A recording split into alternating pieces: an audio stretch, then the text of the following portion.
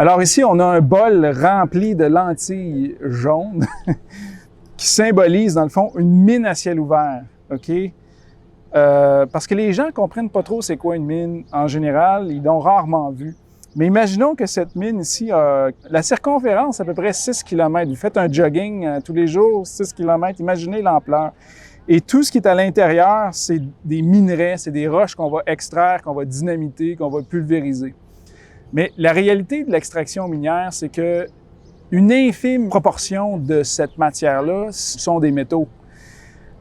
Pour vous illustrer, par exemple, une mine de fer, et là, tout est mesuré à l'échelle. Ce que je vous présente, c'est véritablement ça.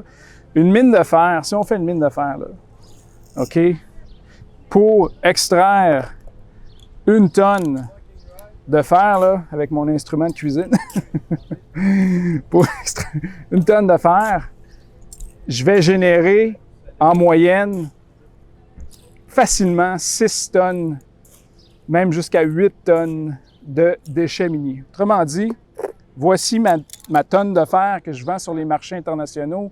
Je vais faire des voitures, je vais faire des infrastructures urbaines, infrastructures de transport, mais en contrepartie, je vais tout générer ça de déchets miniers à gérer. Tout ce qui est dans le bol, ce sont des déchets miniers. Parlons du lithium et du graphite maintenant qu'on a besoin pour les batteries de véhicules électriques, pour la transition énergétique.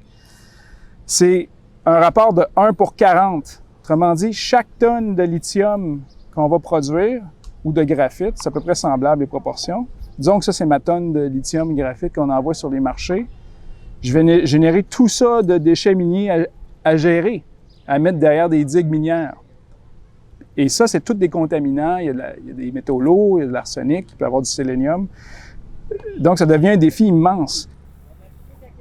Maintenant, si j'extrais du nickel, du cuivre et du zinc, là, c'est 1 % de la roche qui est du métal, 99 % des déchets miniers. Donc, dans le cas du cuivre, du nickel et du zinc, ce serait à peu près comme ça. Voilà ma tonne de cuivre, nickel, zinc que j'envoie sur les marchés internationaux et toute la quantité de déchets miniers que je dois gérer.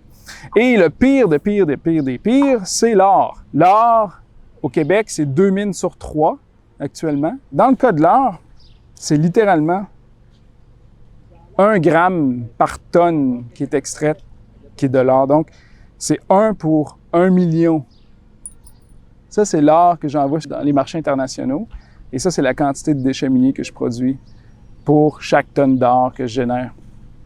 Donc, le ratio est encore plus élevé. Ce sont des enjeux méconnus du public, mais ce sont des enjeux fondamentaux pour tout ce qui est la gestion de l'eau, à la fois pour produire ces métaux-là, donc on a besoin de beaucoup d'eau, mais aussi gérer les déchets miniers qui, eux, génèrent beaucoup de contaminants. Il faut vraiment s'assurer que l'eau ne percole pas dans les eaux souterraines, dans les eaux de surface.